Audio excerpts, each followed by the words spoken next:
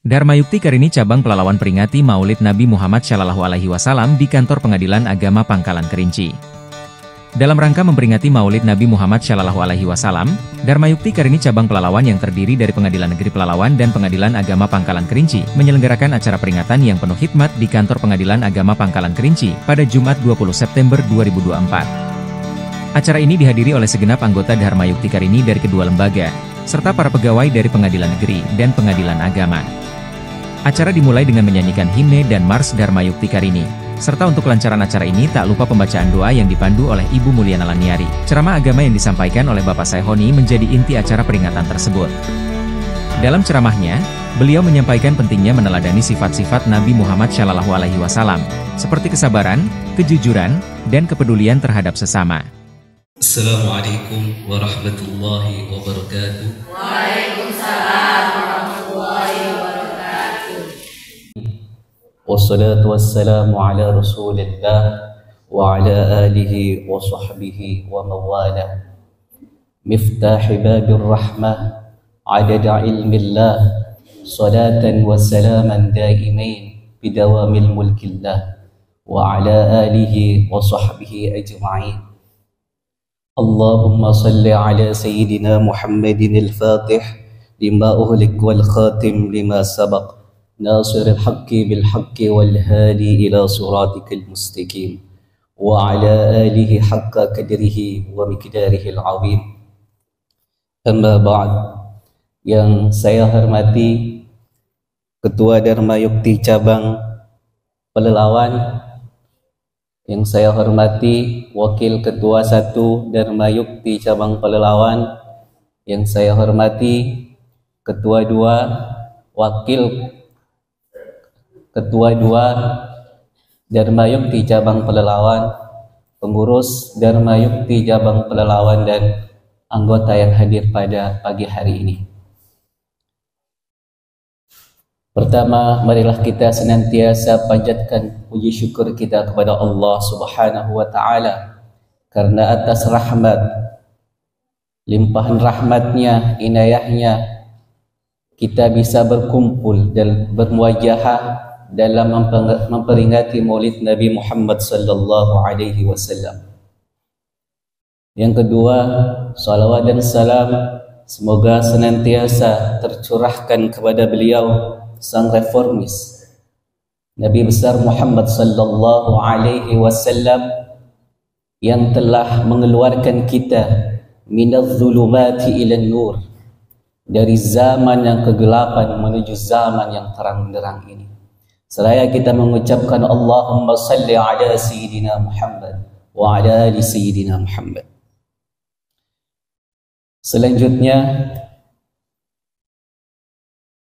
saya diminta sama panitia untuk menyampaikan ceramah dalam rangka memperingati Maulid Nabi Muhammad sallallahu alaihi wasallam. Saya sempat sampaikan kepada panitia, tak salah mengundang saya, karena saya itu bukan dai, saya bukan mubaligh, dan saya bukan penceramah.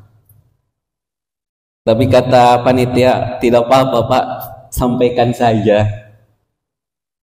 Maka teringatlah saya, bahwasanya dikatakan dalam agama kita itu ad-dinu nasihah, bahwa agama adalah nasihat.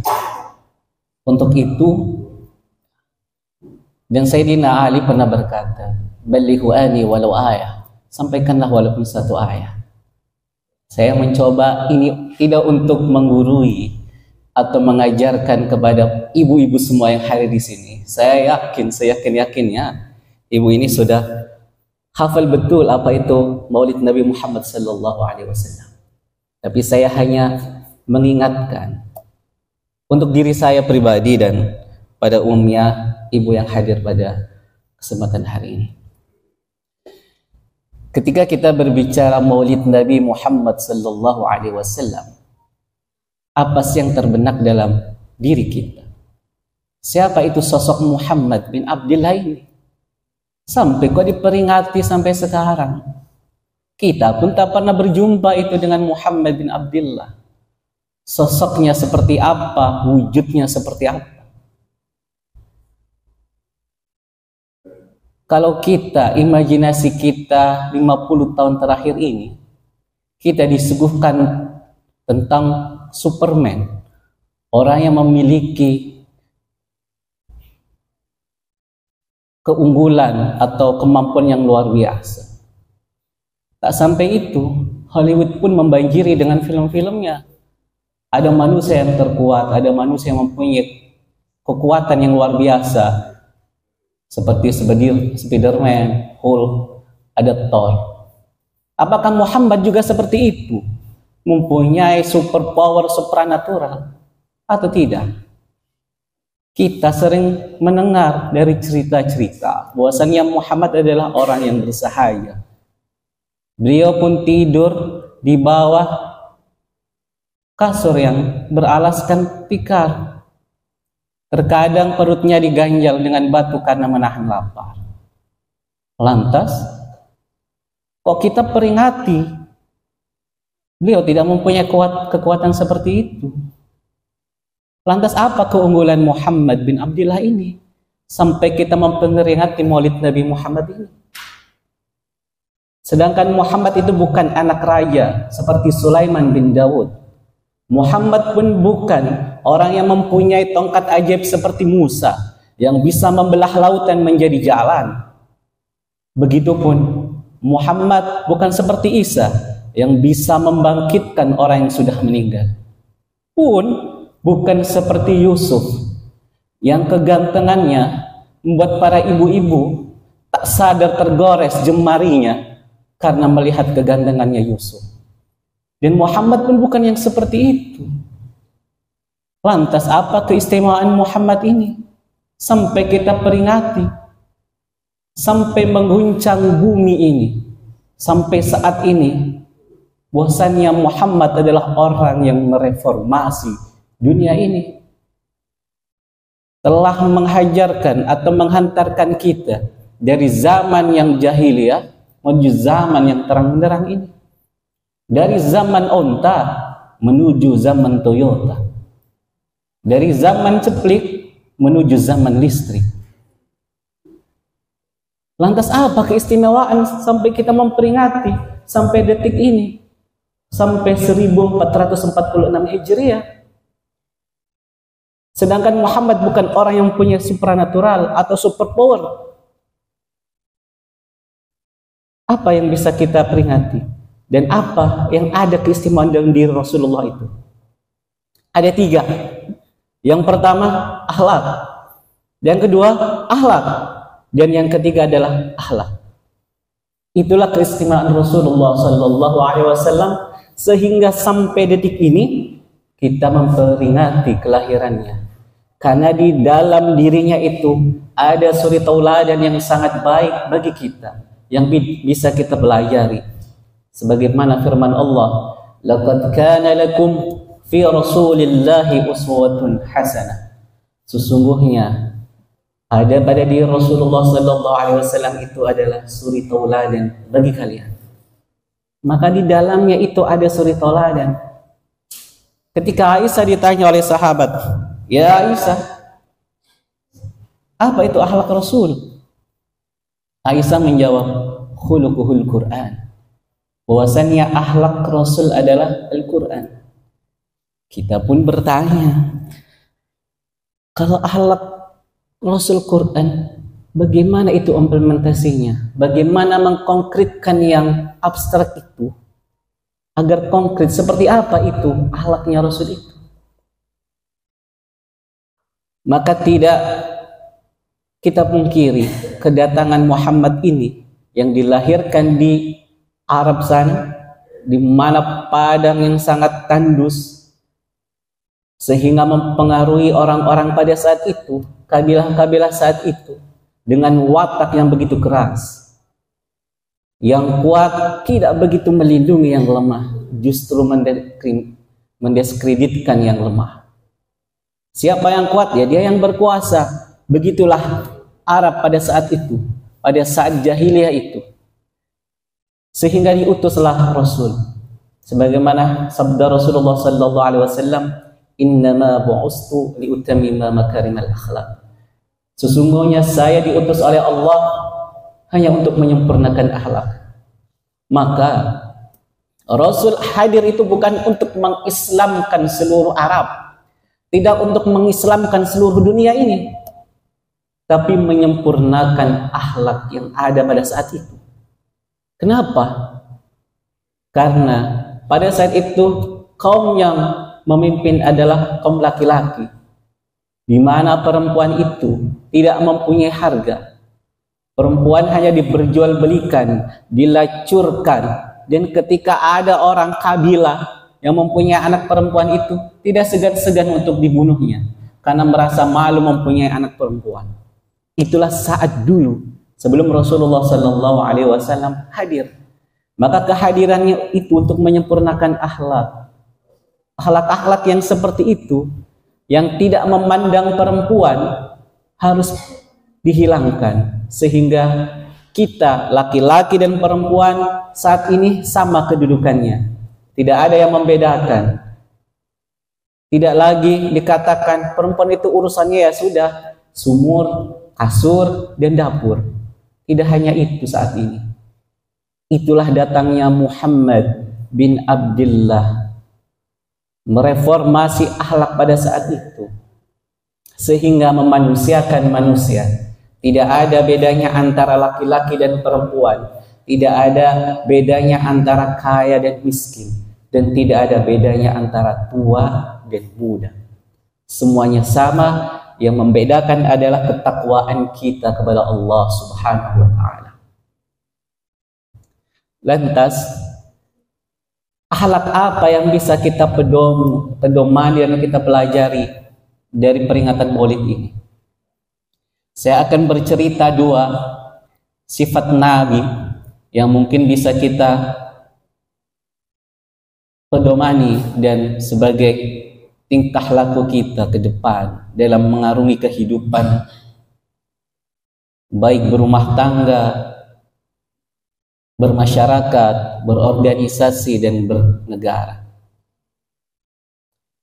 Pada saat itu, saat Rasulullah SAW sudah berdakwah, menyampaikan risalah yang diberikan oleh Allah. Pada saat itu Rasul ingin berhijrah ke Taif, karena berpikir Taif ini adalah daerah tempat pamannya Rasulullah SAW. Berpikir pasti ketika dakwah ke sana akan diterima dengan baik oleh orang-orang Taif. Datanglah Rasulullah dari Mekah berhijrah ke Taif dengan perjalanan yang sangat jauh. Saat itu hanya menggunakan unta, tidak seperti sekarang. Kalau kita pergi, kalau dekat kita bisa pakai Gojek dan lain-lain. Dulu tidak ada. Sampainya dia di Taif dengan harapan diterima oleh masyarakat saat itu, ternyata tidak sesuai dengan kehendak oleh Rasul. Justru Rasul dilempari batu oleh mereka, diusir oleh mereka, sehingga Rasul terkena lemparan dan pelipisnya mengeluarkan darah. Saat itu Allah mengutus malaikat Jibril untuk memberi hiburan kepada Nabi Muhammad. Ketika Nabi Muhammad bertemu dengan Jibril, Jibril mengatakan, "Ya Muhammad, Allah telah mendengar apa yang dikatakan oleh kaummu itu. Dan saat ini sudah ada dua malaikat penjaga gunung siap diperintah sesuai apa yang diperintahkan olehmu. Jika diperintahkan gunung itu untuk dipindahkan ke wilayah Taif itu akan dikerjakan agar warga masyarakat Taif itu tahu bahwasanya yang diusir adalah Muhammad." Tapi kata Muhammad mengatakan, "Ya Jibril, saya diutus oleh Allah bukan untuk melakukan pengerusakan. Saya diutus oleh Allah bukan untuk memberikan sumpah serapah dan menghardik orang. Seraya Rasul justru mendoakan mereka, Allahumma gfir li qaumi fa innahum la ya'lamun. Ya Allah, ampunilah umatku, sesungguhnya mereka tidak tahu apa yang mereka lakukan. Justru Nabi Muhammad ini tidak membalas kekerasan dengan kekerasan. Jika Nabi membalas kekerasan dengan kekerasan, ibarat ada api kita siram dengan bensin, makin itu apinya menyala. Tapi Rasul tidak begitu. Itulah akhlak Rasul. Kekerasan bukan dibalas dengan kekerasan, tapi didoakan dengan kelembutan hatinya, dengan mengatakan biarkan mereka, karena mereka belum tahu siapa saya, karena mereka belum tahu apa yang mereka akan dapatkan dari saya. Kalau kita yang jadi Muhammad saat ini ada yang seperti itu, kita langsung panggil itu teman-teman kita, itu tuh hancurkan itu rumah karena sudah menghina saya, menghina rumah orang tua kita. Tapi Muhammad tidak, justru mengampuninya. Maka inilah yang harus kita tanamkan dalam jiwa kita. Ketika kita dalam kehidupan berorganisasi dan yang lainnya, ada yang menyakiti kita, ada yang membuat kita tidak enak, ada yang membuat hati kita tersinggung, janganlah terus kita membalas karena kita mempunyai power ini. Di kehidupan ini sudah banyak contoh-contoh, dan sekarang ini tidak tahu ini apakah akan minaz zulumati ila nur, apa minaz zulumati minaz zulumat ila zulumat lagi. Karena kita lihat ada seorang anak pun berani dengan orang tuanya, bahkan sampai membunuhnya. Kita lihat di media sosial kita, banyak sekali di berita itu seperti itu. Lantas inilah pentingnya akhlak.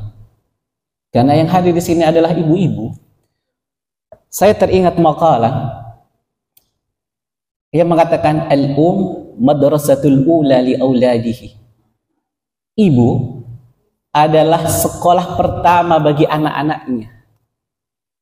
Nah, maka karena yang hadir di sini ibu-ibu semua, maka saya mengingatkan kepada para ibu, karena anak ini paling banyak bersentuhan, berinteraksi dengan ibu daripada dengan ayahnya.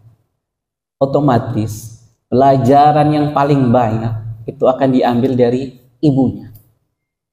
Jika ibunya mempunyai perangai yang baik, saya yakin anaknya pun akan mempunyai perangai yang baik. Tapi jika ibunya mempunyai perangai yang buruk, ya saya khawatir anaknya pun akan seperti itu. Maka kita tidak heran jika banyak anak yang berani dengan orang tuanya, bahkan sampai membunuh dan seterusnya, dinasehati tidak mau. Ya, jangan-jangan pendidikan pertama yang diberikan oleh ibunya ini tidak tersampaikan dengan baik, tidak sampai kepada anaknya, sehingga seharusnya mendapatkan sekolah pertama dari ibunya, justru bukan dari ibunya, dari YouTube dan sejenisnya. Inilah yang harus kita benahi bersama, karena dari ibulah akan mewujudkan generasi yang tangguh. Untuk itu, dalam rangka memperingati Maulid ini, mari kita bersama-sama ambil hikmah dari kejadian Rasul ketika hijrah ke Taif. Yang kedua, selain Rasulullah SAW, kejadian di Taif, Rasul pun pernah terjadi kejadian yang tidak menyenangkan beliau, dan beliau pun menyambut dengan kelemah lembutan. Saat itu Rasul sudah mulai berdakwah, maka kaum Quraisy tidak suka dengan dakwahnya Nabi, tidak suka apa yang disampaikan oleh Nabi. maka berusaha sepenuhnya dan semaksimal mungkin agar bisa menghalang-halangi dakwanya itu. Maka sampai menyewa orang untuk melakukan hal-hal yang tidak diinginkan. Ketika Rasul ingin datang ke Ka'bah, dalam perjalanan Rasul dipanggil sama orang suruhan orang Quraisy ini. Ya Muhammad, karena Nabi Muhammad itu ketika dipanggil oleh siapapun pasti menoleh dan mendatanginya. Maka dia datang. Kenapa? Orang itu tidak bercakap apapun tapi langsung meludahi Rasul. Setelah itu sudah pergi. Akhirnya Rasul pun melanjutkan perjalanannya. Dan itu kejadian terjadi berhari-hari, setiap hari dia sudah standby di situ. Selalu memanggil Rasul dan meludahi Nabi. Dan Nabi pun tidak membalasnya. Nah, suatu saat orang tersebut itu tidak ada di tempat yang biasa Rasul lihat. Kok orang yang bisa meludahi saya tidak ada. Akhirnya Rasul mencari informasi kemana ini orang. Nah, usut punya usut, ketika sudah dicari informasi, ternyata orang yang biasa meludahi Nabi ini sedang sakit. Akhirnya Rasul mencari dia rumahnya di mana, dia membelikan buah, dia membelikan roti dan sejenisnya untuk menjenguk ini orang. Akhirnya Rasul ketemu itu dengan orang. Betapa terkejutnya ini orang yang setiap hari meludahi Nabi. Orang yang setiap hari diludahi ternyata adalah orang yang pertama menjenguknya. Justru orang yang memerintahnya untuk meludahi Nabi, dia tidak pernah datang menjenguknya. Seketika itu, orang tersebut meminta maaf kepada Nabi. Dan dalam satu riwayat, setelah itu orang tersebut memeluk Islam. Inilah Nabi.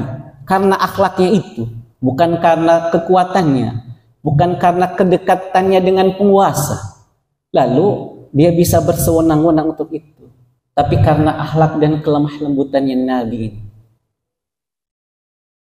Karena lemah lembutnya Nabi ini, orang akhirnya mau mengikuti Nabi. Maka tidak heran dikatakan al-adabu fawqal ilm. Adab, akhlak, tata krama itu adalah di atas dari ilmu. Apa gunanya kita ilmu tinggi tapi kita tidak menghormati yang lainnya? Apa gunanya kita ilmunya atau pangkat kita atau gelar kita berjejer-jejer tapi kita menganggap orang lain itu bodoh? Sama saja, itu tidak ada gunanya. Tapi Rasul tidak seperti itu.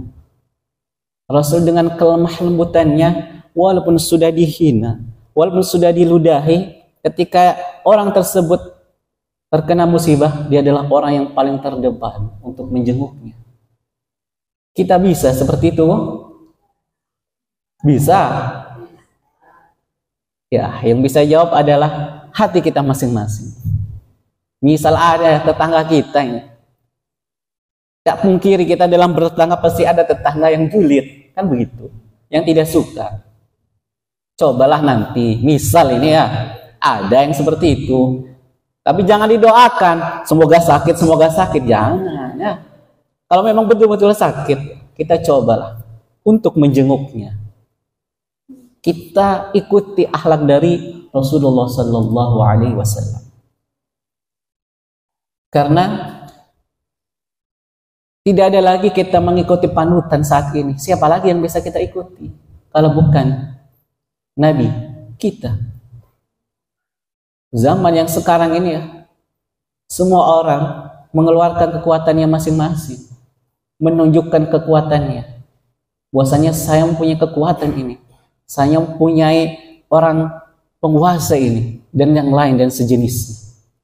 Untuk itu, mari kita ambil hikmah dari Maulid Nabi Muhammad Sallallahu Alaihi Wasallam ini, agar kita benar-benar akhlak-akhlak yang ada dalam diri Rasulullah Sallallahu Alaihi Wasallam bisa kita adopsi dan internalisasikan dalam diri kita, sehingga tingkah laku kita dalam kehidupan sehari-hari tidak akan merugikan orang lain, menyinggung orang lain, dan sehingga orang yang ada di sekeliling kita merasa nyaman, merasa tenang dengan kehadiran kita.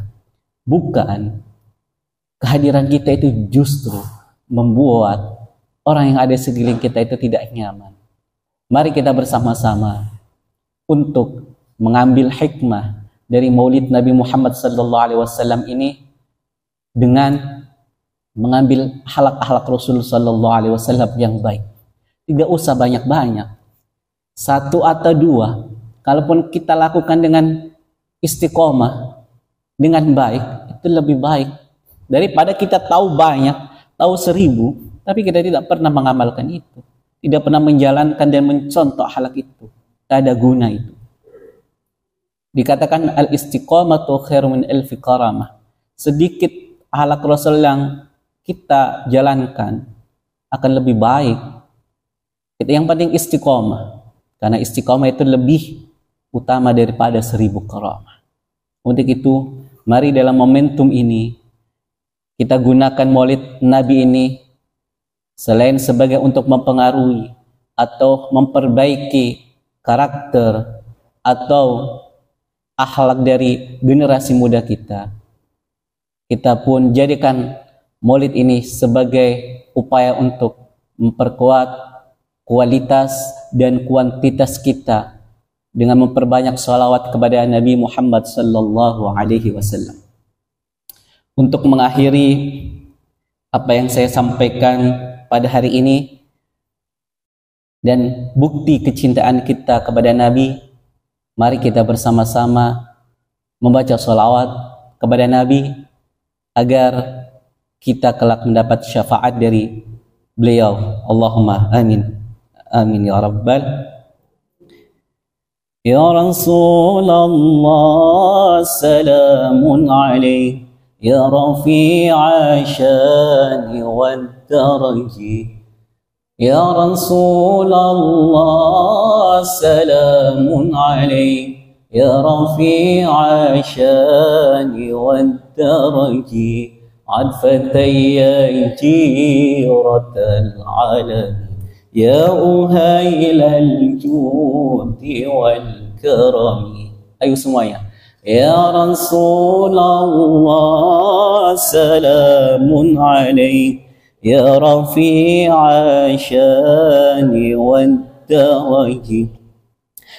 عدفتي جيرة العالم يا أهيل الجود والكرم. نحن جيران بدا الحرم، حرم الإحسان والحسن. نحن جيران بدا الحرم، حرم الإحسان والحسن. نحن من قوم به سكن، وبه من خوفهم أمنوا. يا رسول الله سلام.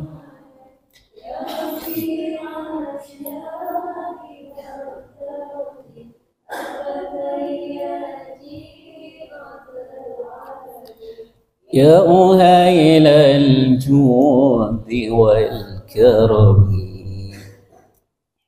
Baik, semoga dengan membaca salawat ini memperkuat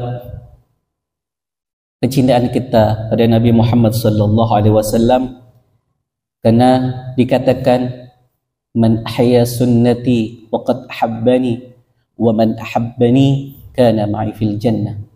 Barang siapa yang cinta kepadaku, barang siapa yang menjalankan sunnahku, berarti dia cinta kepadaku.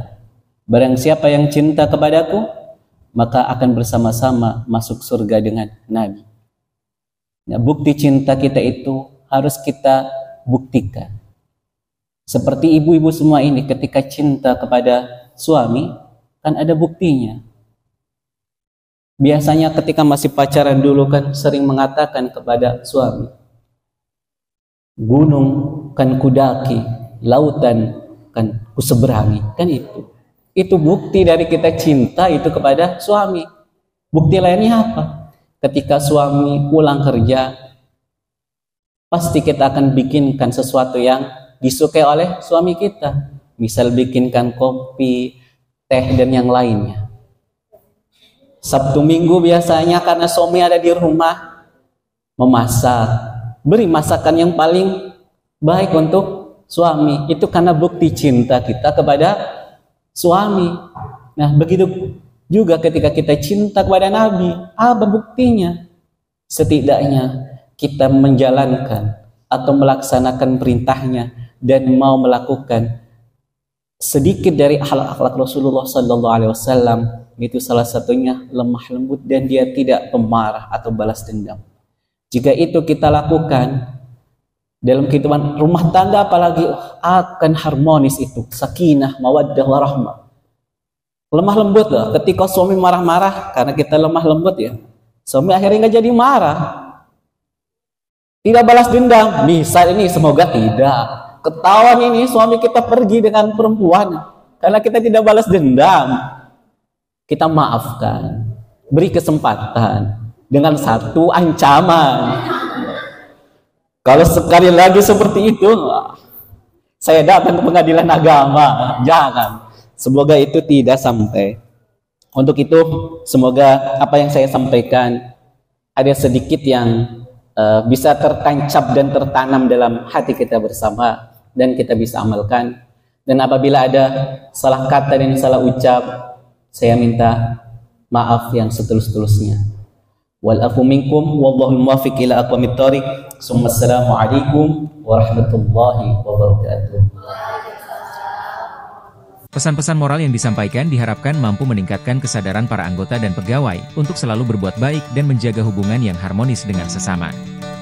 Acara ditutup dengan foto bersama.